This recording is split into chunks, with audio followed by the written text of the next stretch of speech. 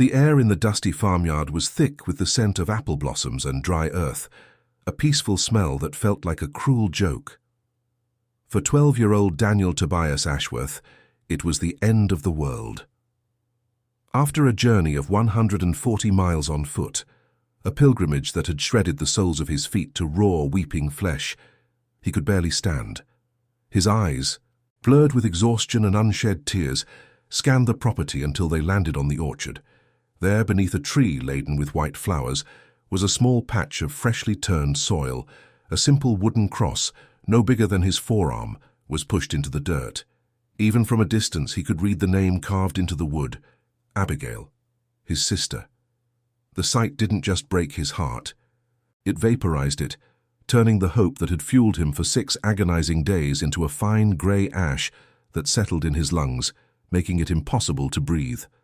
He collapsed right there, the Kansas dust rising in a cloud around him, his journey over, his promise met with the devastating silence of a grave. This is a story about a promise that stretches across impossible distances and a love that refuses to be extinguished by cruelty or even by death.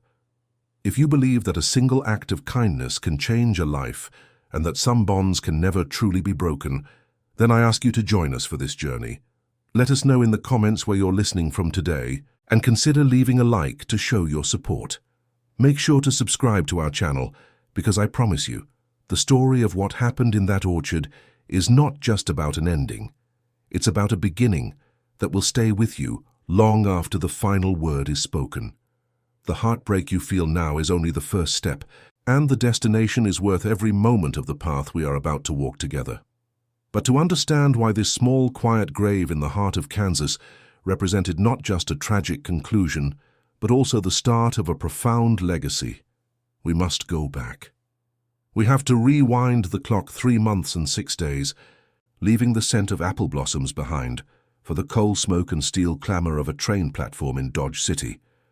We must return to that chaotic spring afternoon in the year of 1891, to the precise moment Daniel's world was violently cleaved in two, the moment his sister's tear-streaked face disappeared behind the glass of a departing train. It was there, amidst the shouts of cattlemen and the hiss of steam, that his impossible journey truly began. Born from a desperate promise whispered to a girl he was terrified he would never see again.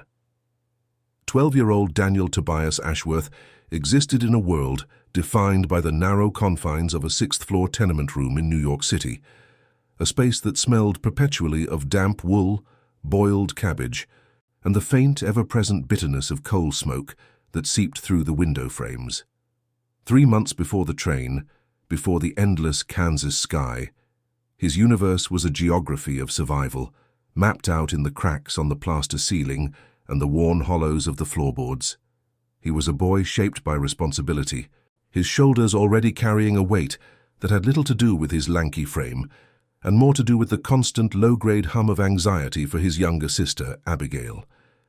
At 8 years old, she was a small, fragile flame he was determined to keep from being extinguished by the city's unforgiving drafts. His baseline emotion was not happiness or sadness, but a quiet, vigilant watchfulness, the state of a soldier on a lonely outpost, guarding something infinitely precious. Their parents were ghosts in their own home, spectral figures who left before dawn for the factories and returned long after dark, their faces smudged with soot and exhaustion. They were not cruel, merely absent, consumed by a relentless cycle of labor that left little energy for anything but a few weary words and a shared, meager meal.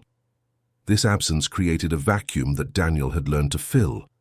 He was the one who ensured Abigail ate her portion first, who tucked the thin, scratchy blanket around her at night, and who used his own body as a shield against the chilling winter air that crept through the walls. Their bond was not forged in shared joys or family outings, but in the silent, shared understanding of 2 children clinging to a raft in a vast, indifferent ocean. Daniel's love for his sister was his one true north, the single point of certainty in a life of profound instability. The city outside their single window was a constant roaring beast.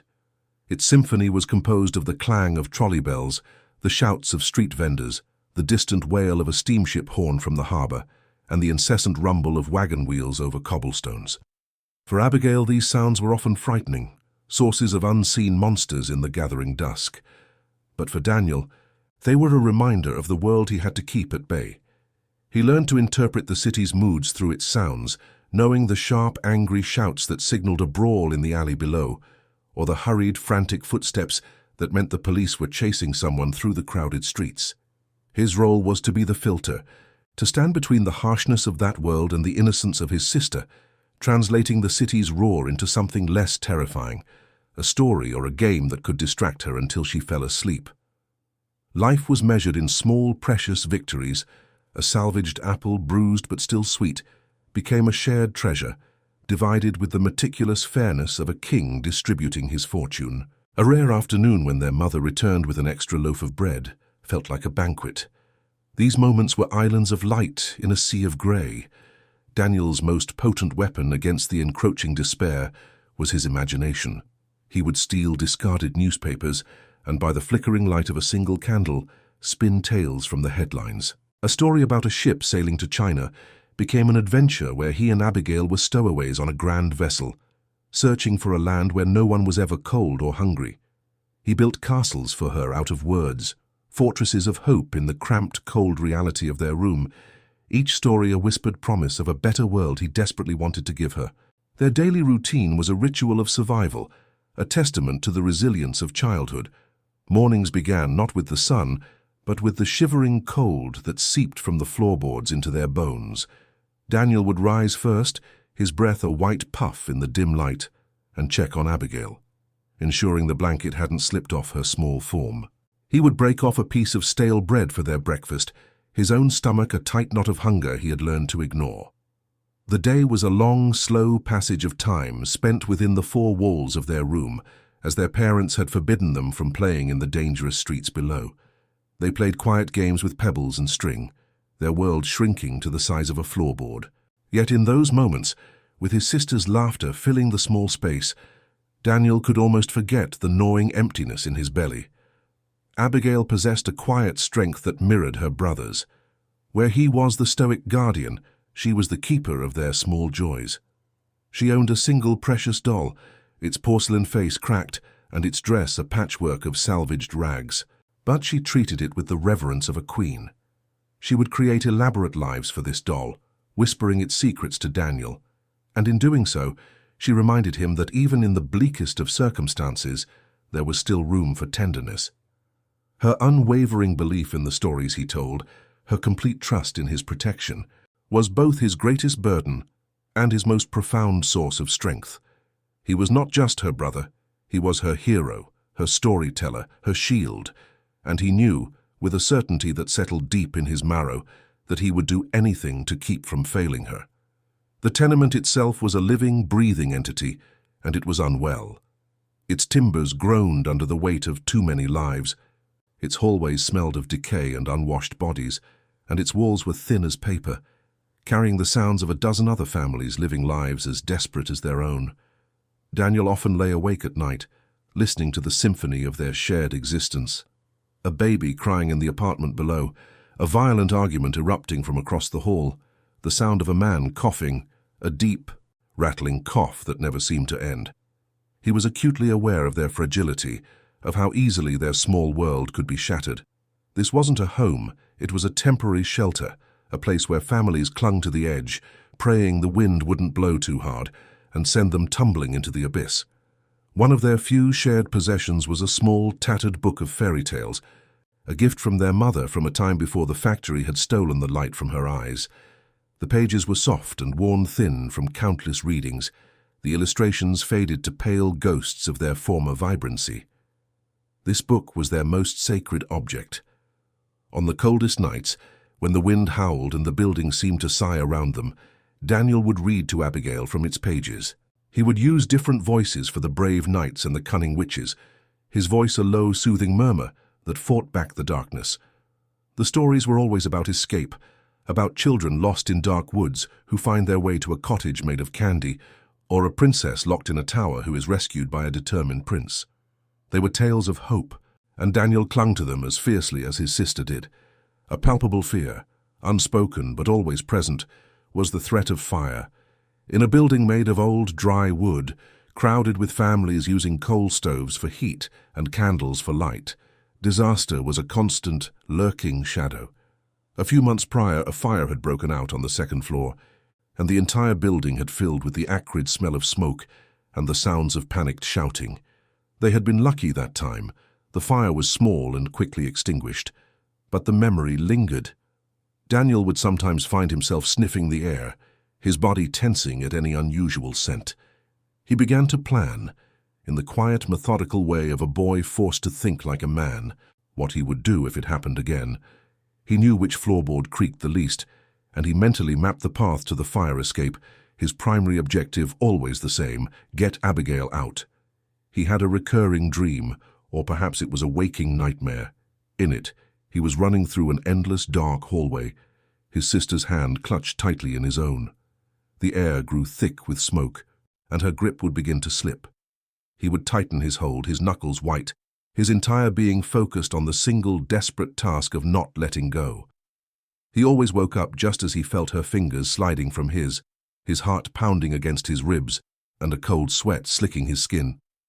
He would immediately reach out in the darkness to find her, his hand resting on her small back, feeling the slow, steady rhythm of her breathing until his own heartbeat returned to normal. The dream was a manifestation of his deepest terror, the fear of being separated from her, of being unable to protect the one person who gave his life meaning. The social fabric of the tenement was a tapestry of quiet desperation and fleeting kindness. Neighbors would sometimes share a bit of coal or a pot of thin soup, small acts of solidarity in the face of overwhelming hardship. But there was also a darker side. The landlord, a man with a perpetually sour face and a ledger book he treated with more care than any human being, who would threaten eviction for a single day's late rent. Daniel saw the fear in his parents' eyes whenever the man came to collect. He saw how they seemed to shrink in his presence. This man was the physical embodiment of the oppressive system that held them all captive, a constant reminder that their existence was conditional, their home a privilege that could be revoked at any moment, casting them out into the unforgiving streets. Daniel's world was a study in stark contrasts. It was the biting cold of the room versus the fierce warmth of his love for Abigail. It was the gnawing hunger in his stomach versus the richness of the stories he created to feed her spirit. He lived in a state of constant low-level grief for a childhood he knew he was missing. For a life of warmth and security, he could only glimpse in the pages of their fairy tale book. He didn't know what it felt like to be carefree, to run through a field of grass, or to fall asleep without the gnawing worry of what the next day would bring. His childhood had been compressed into a single solemn duty, to be the rock his sister could cling to in the storm. He carried a specific memory, a small perfect moment from the previous summer, that he held onto like a talisman. Their father had come home early one day, a rare occurrence, carrying a small paper bag. Inside were 2 bright red pieces of hard candy. For a few minutes the grim reality of their lives had receded. They had sat on the floor, the 3 of them. As Abigail's laughter echoed in the small room, a sound so pure and joyful it felt like a prayer, Daniel remembered the sticky sweetness on his tongue and the look of unadulterated happiness on his sister's face. That memory was his proof that light could exist, even in the darkest of places. It was the before he would later cling to, the memory of a time when his family, however fractured, was still whole. On that final afternoon in March, the air in the room felt unusually heavy and still. A strange, oppressive silence had fallen over the building, a stark contrast to the usual cacophony of life.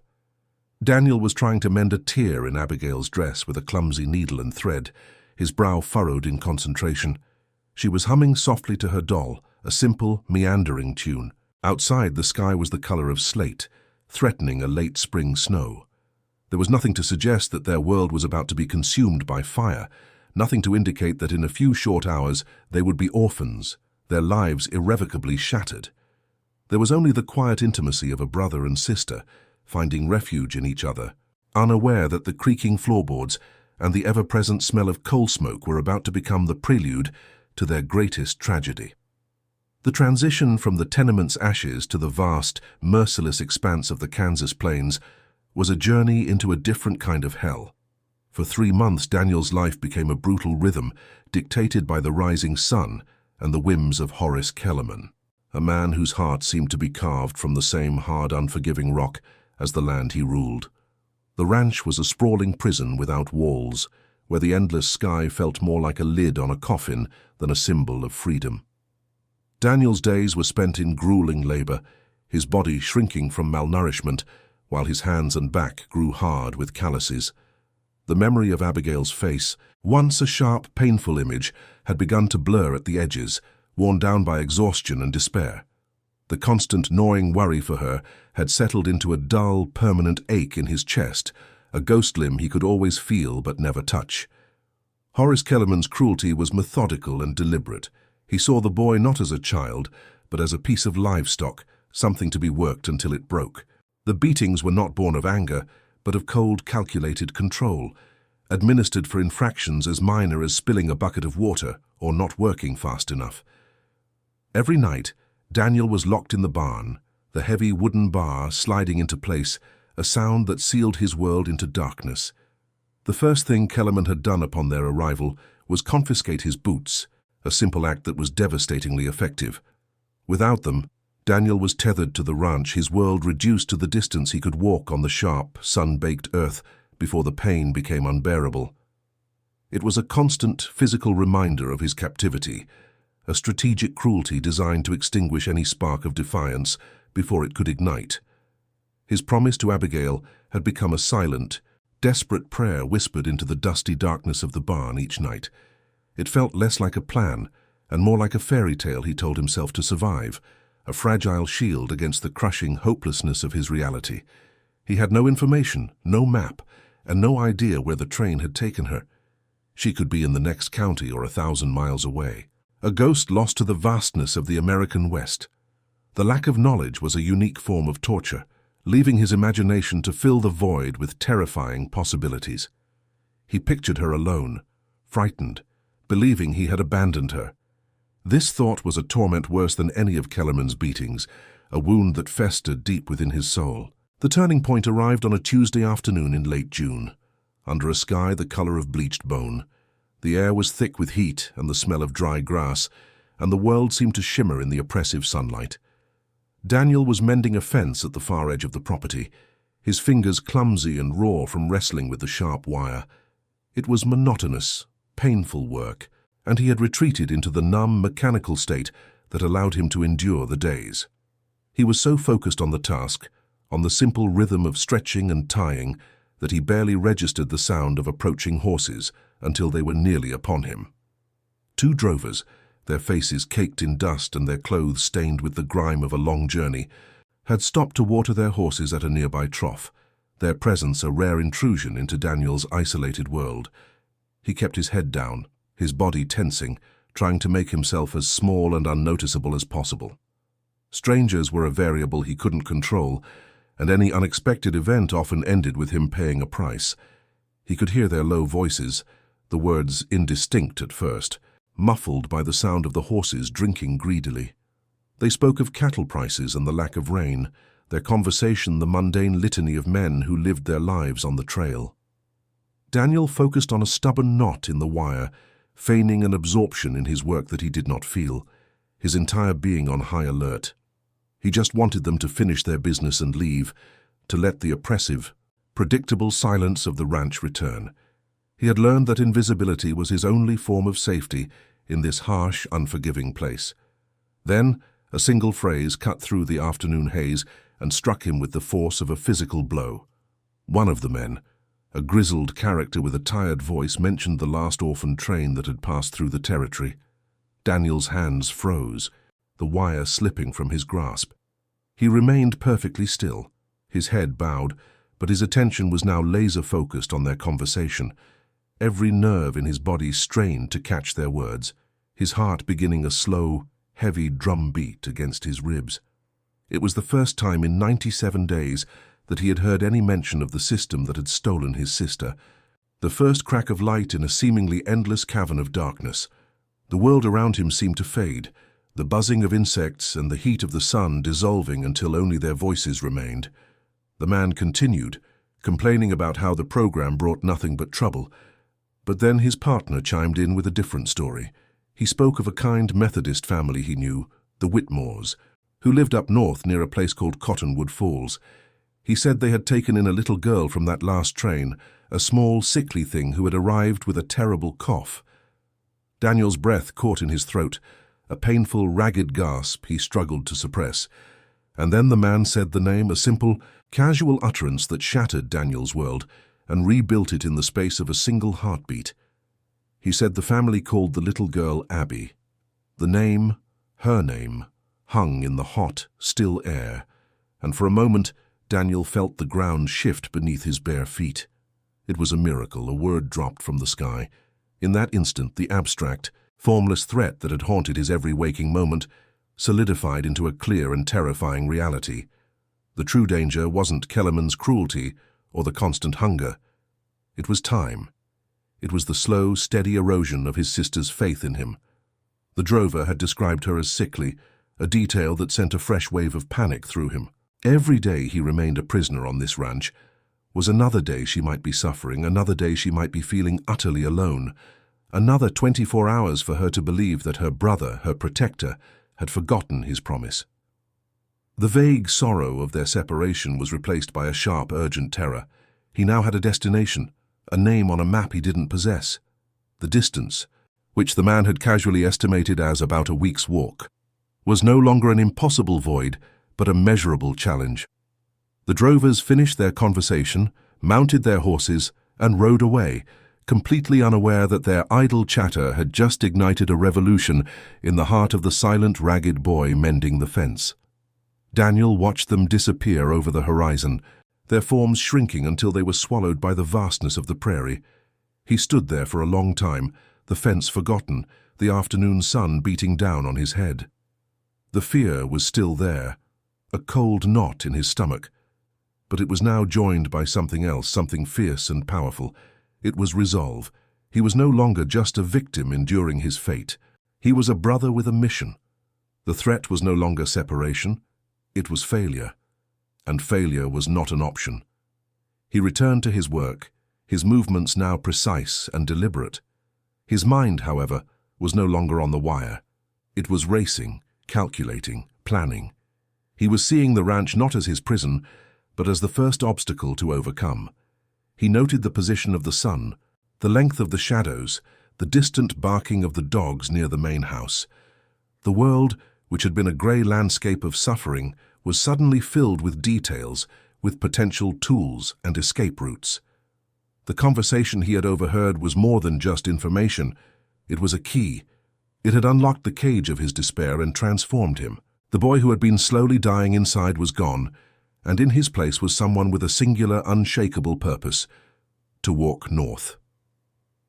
That night, locked in the familiar darkness of the barn, the world had been fundamentally remade. The drover's words echoed in the suffocating silence, not as idle gossip but as a prophecy and a map. Cottonwood Falls, Abbey. The names were no longer abstract concepts. They were a destination and a purpose, a tangible point on a compass that had, for 3 agonizing months, spun uselessly in the void of his despair. The vague, sorrowful promise he had whispered to himself each night transformed into a concrete, terrifying mission. He would go north. The decision wasn't a debate or a consideration. It was a chemical reaction in his blood, an instinct that overwhelmed the exhaustion and the fear.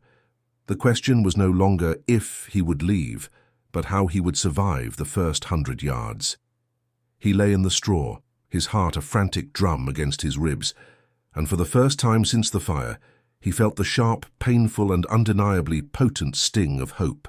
The sheer scale of his decision settled upon him like a physical weight, threatening to crush the newfound resolve before it could even take root. He had no shoes. His only food was the memory of the meager dinner he'd already eaten. He had no map, only a direction, north, and a name whispered by a stranger. The prairie was a vast, unforgiving ocean, and he was preparing to set sail in a leaky boat with no paddle. A wave of cold, paralyzing fear washed over him, so intense it made his teeth chatter. He thought of Kellerman, of the man's cold eyes and the casual cruelty in his hands. He imagined being caught, the brutal punishment that would follow, a beating from which he might not recover. The fear was a living thing in the darkness with him, whispering of failure, of pain, of a lonely death under the indifferent Kansas sky. He squeezed his eyes shut and summoned the one image that could fight it. Abigail's face, tear-streaked behind the train window, her eyes pleading with him not to forget. That memory was his shield. Fueled by that vision, he moved. The barn, for so long his cage, now became his command center. He scrambled up the rough-hewn ladder to the hayloft, his bare feet finding familiar purchase in the dark. The air up there was thick with the sweet, dusty scent of dried alfalfa. He crawled to a wide crack between two wall planks, a vantage point he'd previously used only to watch the stars and dream of another life. Now, it was a sniper's nest. He pressed his eye to the opening and began to study the ranch yard, his prison, with the intensity of a general planning a campaign. He memorized the layout of the buildings, the shadow cast by the water trough, the exact location of the kennel where Kellerman's two dogs slept. He watched the main house, a distant square of faint yellow light, and waited, his breathing shallow, for that final light to be extinguished, signaling that his captor was asleep. Time stretched and warped in the silent observation of the loft. An hour passed, then another. Finally, the lamp in the house went out, plunging the entire farmstead into the pale, silvery light of a waning moon. This was his chance. He slid down the ladder, his movements now imbued with a stealth he hadn't known he possessed. His first objective was sustenance. He crept to the corner where he had left the tin plate from his dinner. A small piece of hard, stale bread remained, no bigger than his palm. He had saved it, a habit born of constant hunger, but now it felt like a provision from fate. He carefully wrapped the precious morsel in a scrap of burlap. He tore from a feed sack, the rough texture a comfort against his skin. It was a pathetic ration for a journey that might take a week, but it was more than he'd had a minute ago. It was a start. His next thought was water. The trough in the yard was too exposed, too close to the dogs. His eyes scanned the deep shadows of the barn, searching, hoping. Then he saw it, a rusted, forgotten canteen hanging from a nail near the horse stalls, likely left behind by a hired hand years ago. It was a small miracle. His heart hammered against his ribs as he moved towards it, each step a calculated risk, his bare feet silent on the dirt floor. The barn was a symphony of quiet sounds, the soft snuffling of the horses, the rustle of a mouse in the hay, and he prayed his own movements would blend into the chorus. He unhooked the canteen, its metal cool and solid in his trembling hands. Working with painstaking slowness, he filled it from the large barrel of water kept for the horses, the liquid tasting faintly of algae and rust, but to him it was the taste of life itself. Clutching his meager supplies, he retreated once more to the relative safety of the loft. The canteen felt impossibly heavy, a tangible anchor of his commitment. He sat in the darkness and ran the plan through his mind again and again, a desperate, silent rehearsal. He visualized every step, prying loose the plank at the back of the barn, the one he'd noticed was weak weeks ago, squeezing through the opening, staying low to the ground, using the shadows of the outbuildings as cover. He mapped a route in his head that would take him wide around the dogs to the northern fence line. He tried to anticipate the dangers, a restless horse, a sudden noise, the sharp pain of a stone under his bare foot. He pictured himself moving through the tall grass of the prairie, the ranch shrinking behind him. The North Star his only guide. He had to believe it was possible. The moon became his clock, its slow descent towards the western horizon marking the dwindling minutes of his captivity. He knew he needed its faint light to navigate the treacherous terrain of the yard, but he also needed the deep darkness that would follow its setting to conceal his escape across the open plains. The timing had to be perfect. The waiting was a unique form of agony, a drawn-out moment of suspense where every second felt like an hour. He listened to the night, to the chirping of crickets and the distant howl of a coyote, sounds that were once just the backdrop to his misery, but were now the soundtrack to his liberation. He pressed his forehead against the rough wood of the barn wall, the splinters digging into his skin, and focused on his breathing, trying to calm the frantic energy that surged through him. The moment arrived as the top edge of the moon finally touched the horizon, painting the distant hills in a soft, ethereal glow. It was time. There was no more planning, no more waiting. A final, powerful wave of doubt washed over him. He was just a boy, a barefoot, starving boy against a cruel man and an endless wilderness. It was madness. But then, as if on cue, the image of Abigail returned, not her face in the window, but her laughter. A sound he hadn't heard in so long it felt like a memory from another lifetime. That sound was the only answer he needed. He understood with perfect, searing clarity that staying was the true madness. Staying was a slow death. Fleeing, however impossible, was an act of life, an act of love. This was his point of no return. He would find his sister, or he would die in the trying. There was no other path. With his resolve hardened into something unbreakable, he moved to the back wall of the barn. His fingers found the edges of the loose plank. He took a deep breath and pulled. The wood groaned in protest, the sound of splintering fibers deafening in the profound silence. For a terrifying second, he froze, convinced the entire ranch must have heard. But there was only the sound of the wind. He pulled again, harder, and the plank came free in his hands. A narrow, dark opening appeared, a gateway to the world. He pushed the bread and canteen through first, then squeezed his thin body into the gap. The night air hit his face, cool and smelling of damp earth and wild sage. It was the scent of freedom. He was out. Crouching low in the deep shadow of the barn, he paused for a single heartbeat, then turned his face to the north and began to run. The night air was a shock, a sudden cold slap that tasted of dust and freedom. He moved from the suffocating warmth of the barn into the vast open chill of the Kansas prairie, and for a terrifying moment he felt completely exposed, as if every star in the sky were an eye trained directly on him. His body was a tightly coiled spring of pure adrenaline, every muscle screaming to run, to sprint into the darkness and never look back. But he forced himself into a low crouch, his movements slow and deliberate, a shadow detaching itself from a larger shadow. The first 10 feet of his journey were the most difficult, a silent battle between instinct and strategy, his heart hammering a frantic, desperate rhythm against the inside of his ribs, a drumbeat for his own private war of liberation. He was no longer a prisoner, but he was not yet free. He was a fugitive, and the world was a minefield. His first objective was the fence line that marked the northern edge of the property, a distant, skeletal line against the horizon. To get there, he had to cross the open yard, a pale, moon-drenched expanse of dirt and gravel that offered no cover. He moved in a series of short, agonizing bursts, his bare feet registering the sharp, cruel texture of the ground with searing clarity. Every small stone was a spike, every rough patch of earth a bed of hot coals. The pain was immediate and breathtaking, a fiery protest from the soles of his feet that traveled up his legs and settled as a hard, sick knot in his stomach.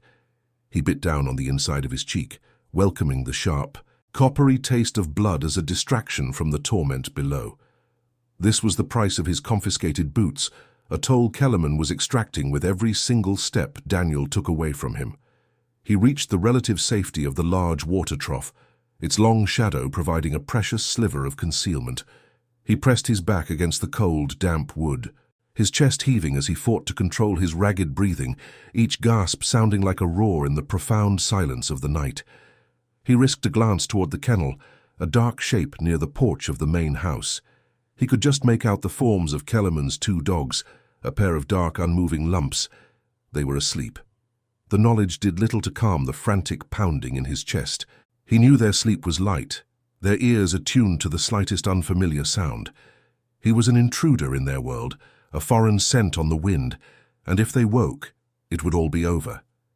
He stayed there, frozen, listening, trying to become just another part of the night.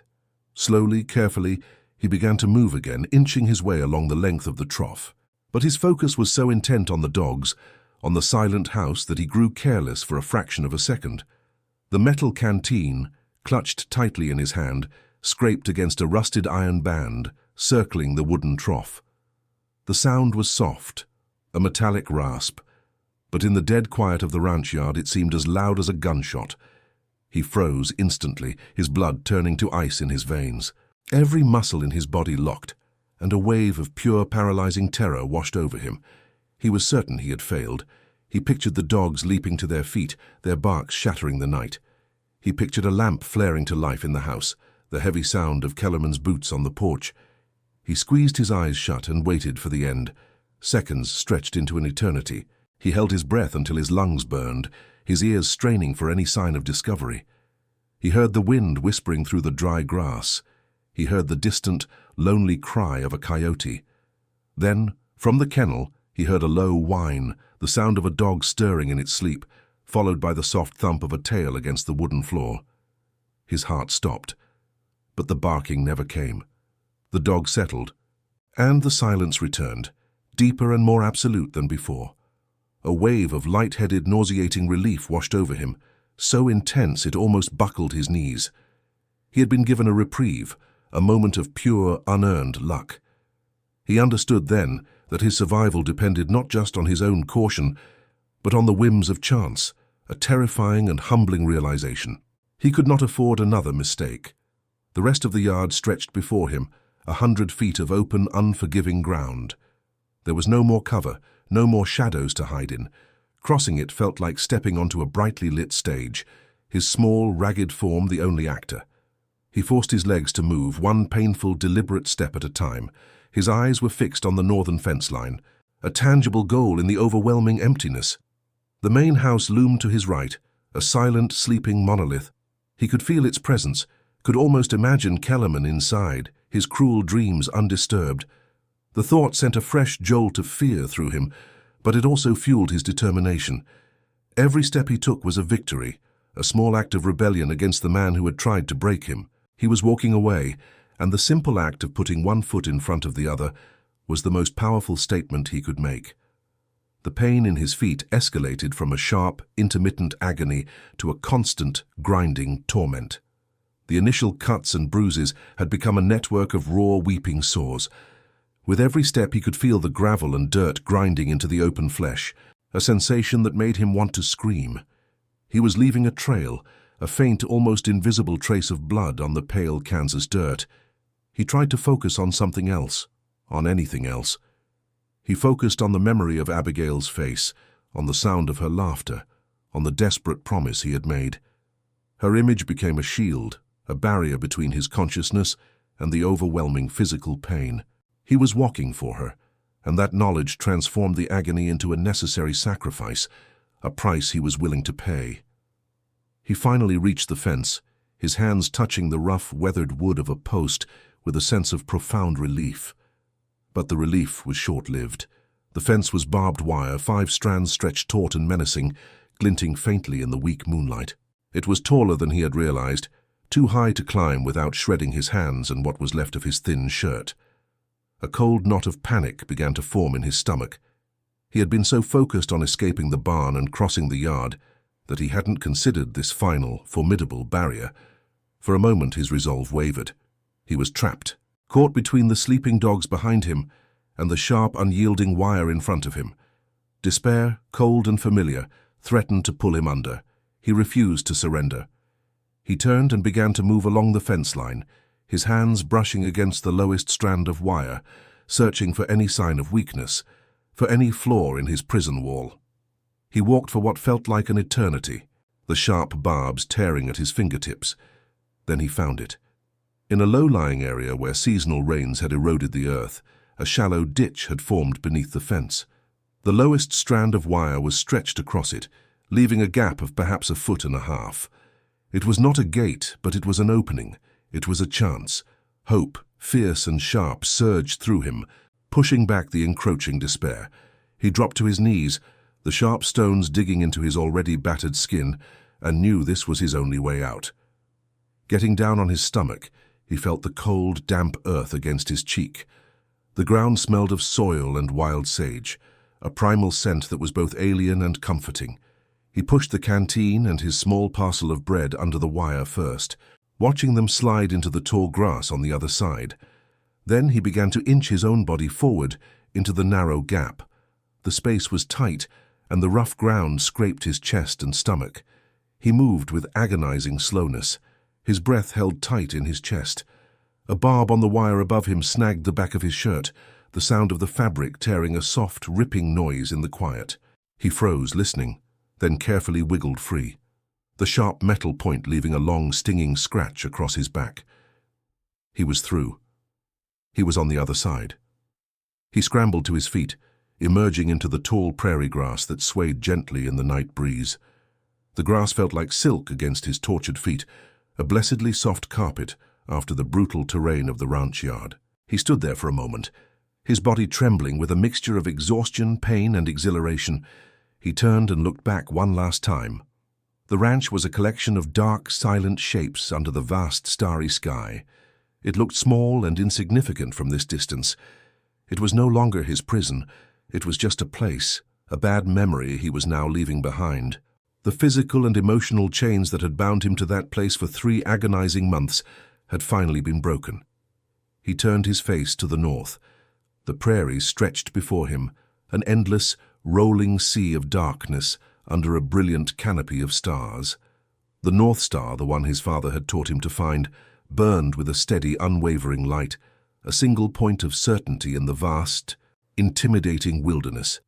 He felt terrifyingly small and profoundly alone, a single fragile boy against the immense, indifferent landscape. The fear of Kellerman had been replaced by a new, more primal fear of the unknown, of the vast emptiness that lay ahead. But this fear was different. It was the fear that came with freedom, with the terrifying, exhilarating burden of choice. He took a deep, shuddering breath of the cool night air, shifted the weight of the canteen in his hand, and took his first real step into the wilderness, a step toward his sister. The initial rush of adrenaline began to recede, leaving in its place a bone-deep weariness and a sobering awareness of the journey's true scale. 140 miles. The number was an abstraction, a distance so vast it was almost impossible for his tired mind to comprehend. He knew he couldn't think about the destination. To do so would be to invite despair.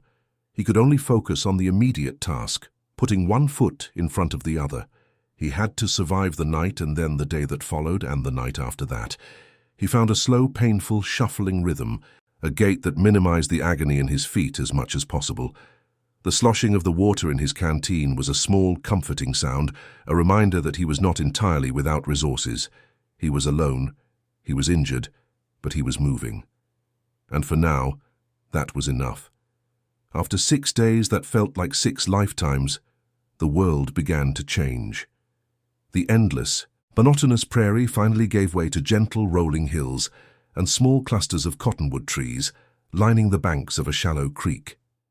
He was delirious, moving in a fugue state where the past and present blurred into a single painful continuum. His feet were no longer a part of him. They were just ruined things he dragged along, leaving a faint, dark trail in the dust. Then he saw it. Cresting a small rise, his vision swimming, he saw a speck of white in the distance. As he stumbled closer, the speck resolved itself into a house, a clean white farmhouse with a large orchard to its side, just as the drover had described. The sight was a physical shock, a jolt of pure, unadulterated hope that was so powerful it almost brought him to his knees.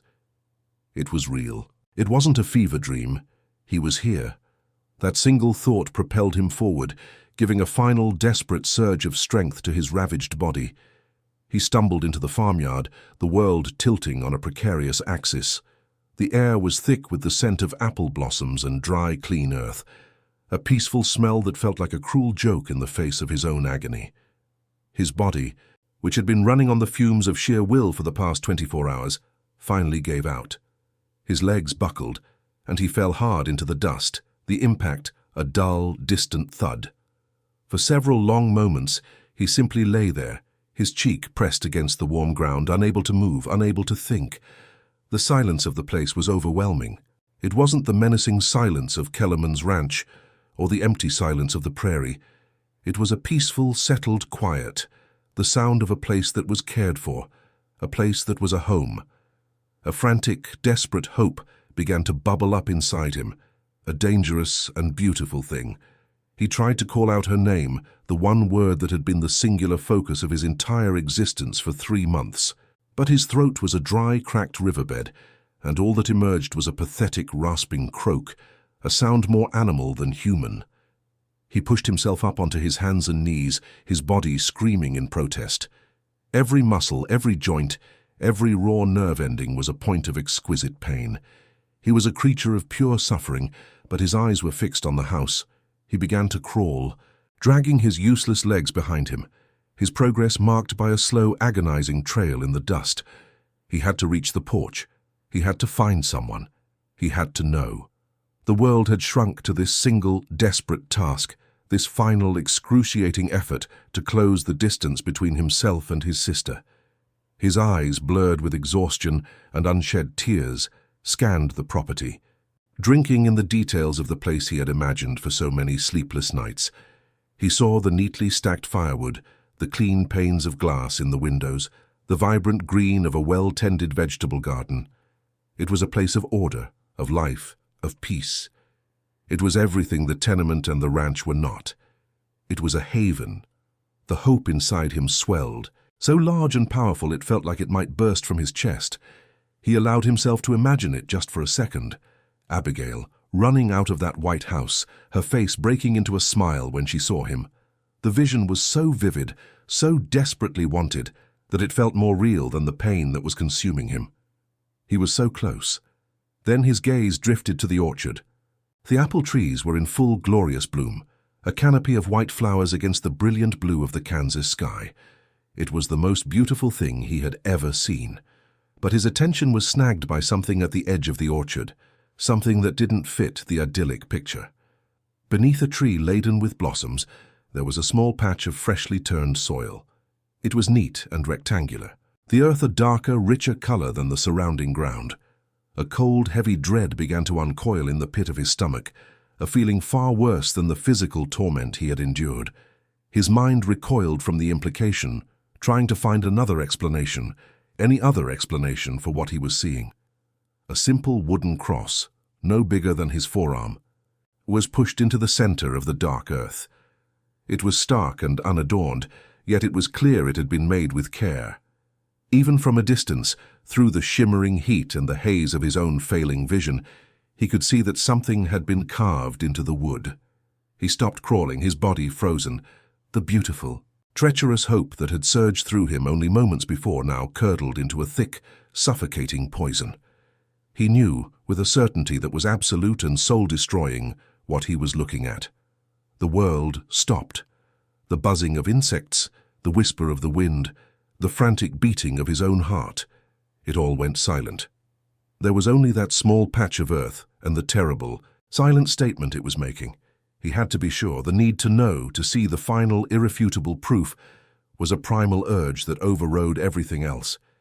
He began to move again, dragging himself forward, his eyes locked on that simple wooden cross.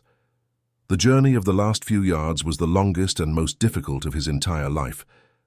The farmyard, which had seemed a haven just a minute ago, now felt like a desolate wasteland.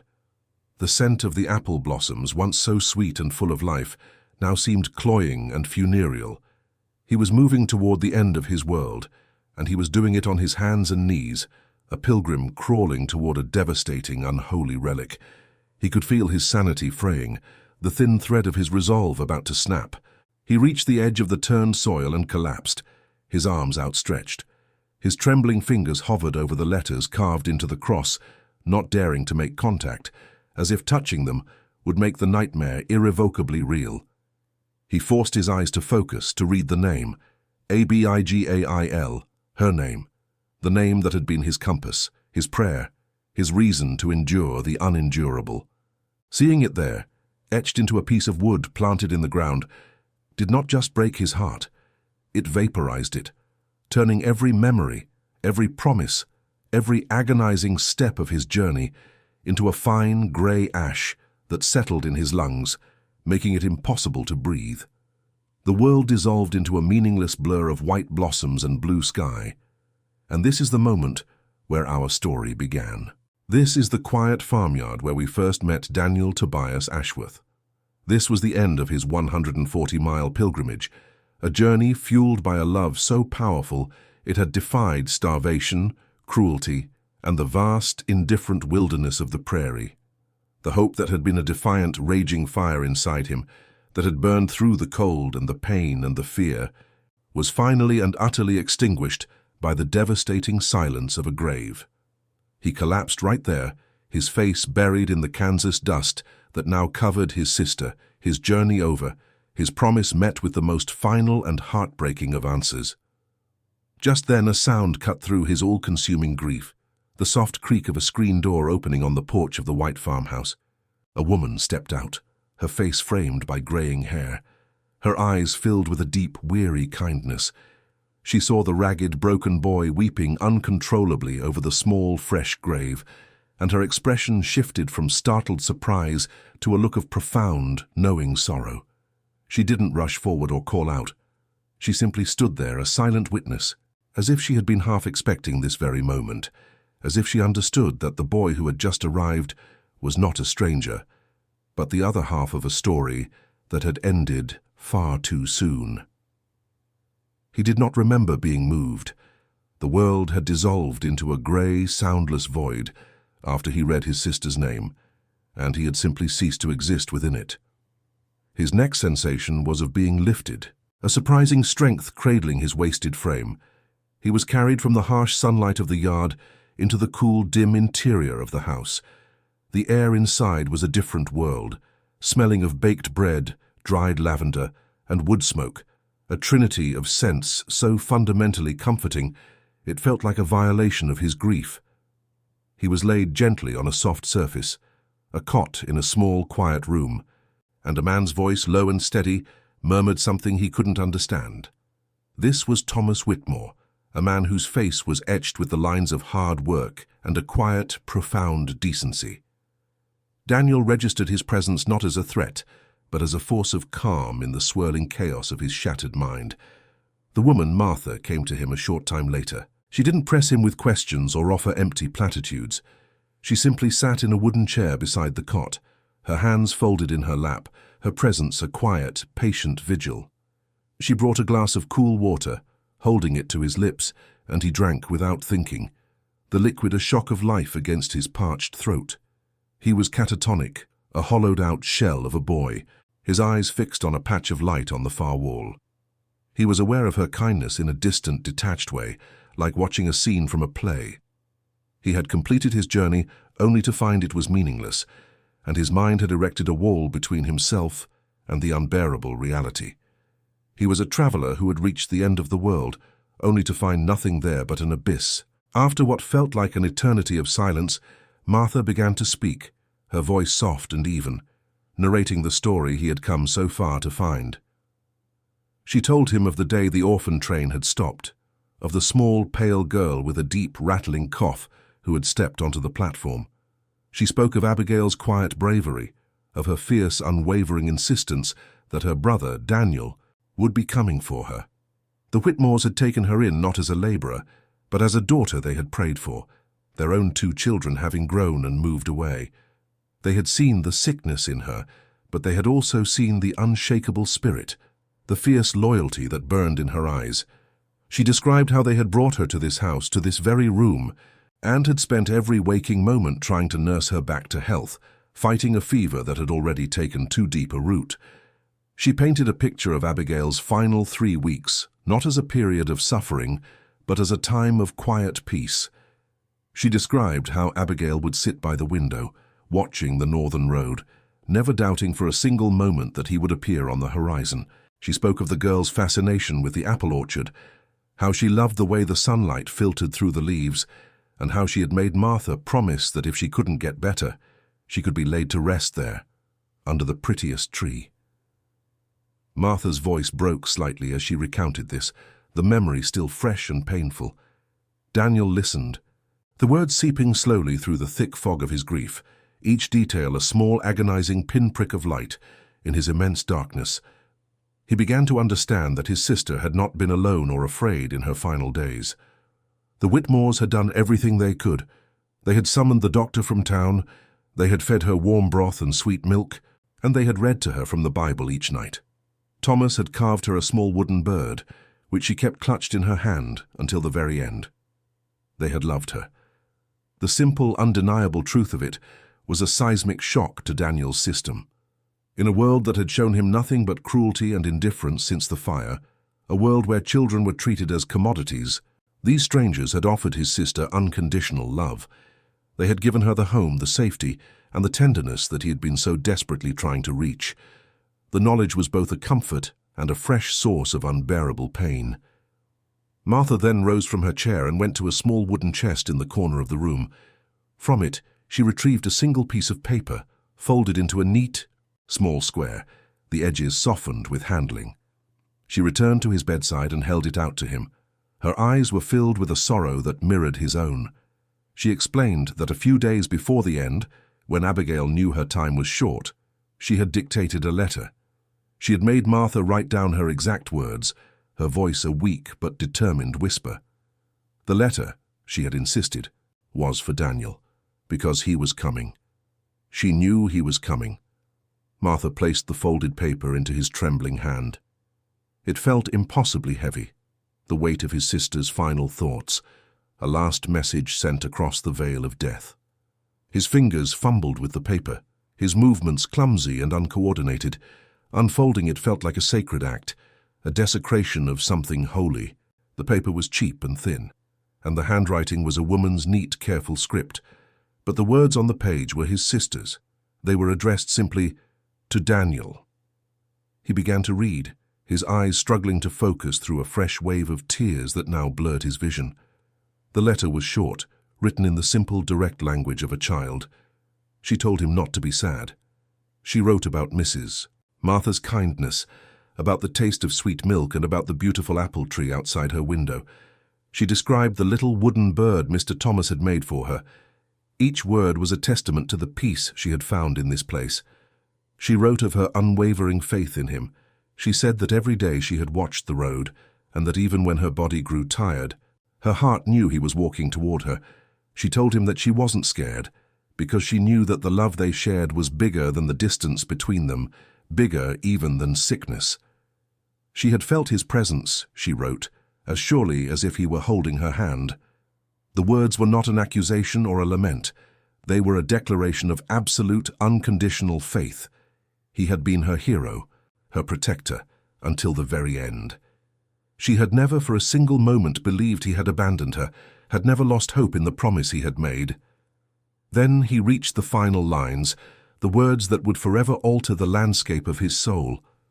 She had written, "I know you will come, I always knew, I love you, Abby." Reading those words, Daniel felt something inside him shatter. But it was not a breaking of despair.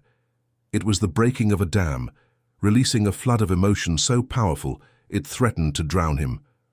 The terrible, crushing weight of his perceived failure, the guilt that had been his constant companion, was lifted in an instant. His journey had not been in vain. He had not been too late. He had arrived exactly when she knew he would. His purpose had not been to save her from death, but to fulfill her faith. And he had. He clutched the letter to his chest, the thin paper crinkling against his shirt.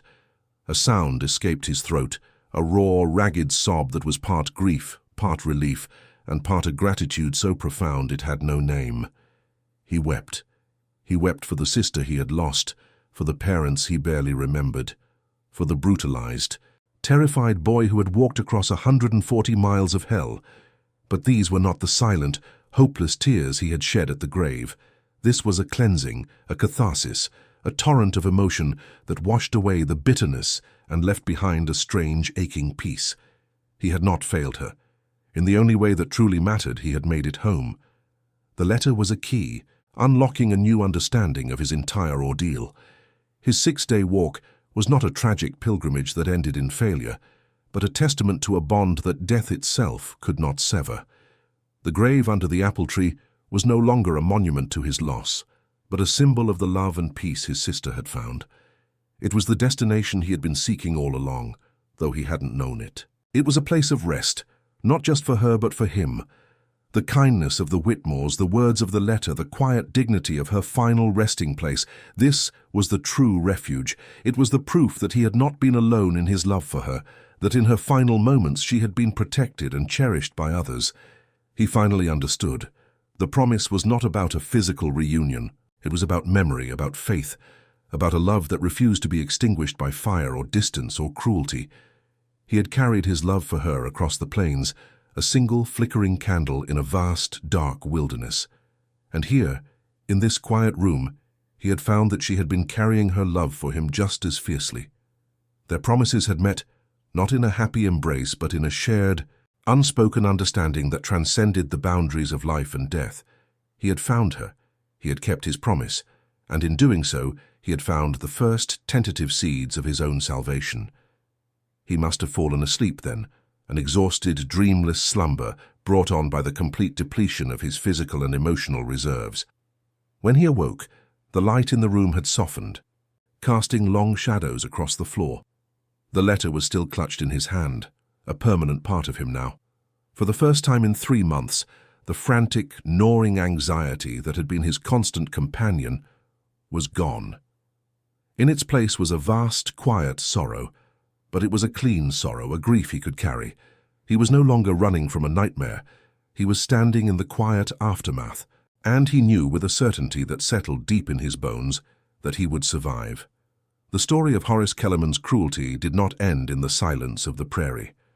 The day after Daniel's arrival, Thomas Whitmore, his face set in a grim, determined line, saddled his horse and rode the long journey to Dodge City. He was not a man given to idle threats or loud pronouncements, but his quiet resolve was as unyielding as the Kansas earth. He walked into the marshal's office and laid out the entire story, his words measured and clear, detailing the state in which he had found the boy and the tale of abuse Daniel had recounted. He spoke not with outrage, but with the cold, hard certainty of a man reporting a fundamental violation of human decency, a crime against God and man that could not be allowed to stand. The marshal, a man who had seen his share of frontier brutality, listened intently. The name Kellerman was not unknown to him. The rancher was a man who kept to himself, but whispers had always followed him, rumors of a temper as vast and merciless as his land holdings.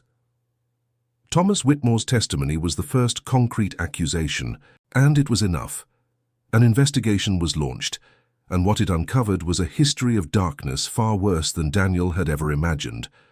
Over the course of a decade, 4 other orphan boys, sent west for a better life, had been assigned to Kellerman's ranch. Each one had, according to the rancher, simply run off. None had ever been seen or heard from again. Kellerman was arrested. His ranch, built on the suffering of forgotten children, was seized, and the man who had seen Daniel as nothing more than an animal was finally forced to face a justice he had long evaded. For Daniel, the news was not a cause for celebration, but a quiet, solemn closing of a chapter. The monster from his past had been caged. This act of justice, initiated by a good man he barely knew, was another piece of the puzzle falling into place. It was more proof that the world was not entirely composed of cruelty and indifference. There was kindness, there was decency, and there were people who would stand up for a boy who had no one else to stand for him. Thomas and Martha Whitmore did not see Daniel as a burden or a temporary ward. In the quiet, broken boy, they saw the brother of the girl they had briefly but fiercely loved. They saw a survivor who deserved a chance at the life that had been stolen from him. In a simple proceeding before a circuit judge, they formally adopted him. Daniel Tobias Ashworth, a boy who had been an orphan, a vagabond, and a slave, was given a new name and a new family. He was given a home. He was given a place to heal, surrounded by the quiet rhythm of farm life, the steady kindness of his new parents, and the comforting presence of the apple orchard where his sister rested. He chose to stay, to build his life in the only place she had ever found peace. He never left Cottonwood Falls. As he grew from a boy into a man, the scars on his body faded, but the memory of his journey and the words of his sister's letter became the bedrock of his character. He learned to work the land, his hands growing strong and capable, but his heart remained gentle. At the age of 23, he did not take over the farm, but instead became the town's new schoolteacher. He found his purpose not in tilling the soil, but in cultivating the minds and protecting the spirits of children, especially those who, like him, knew what it was to be vulnerable. He became the guardian he had always tried to be for his sister, his classroom a sanctuary against the harshness of the world.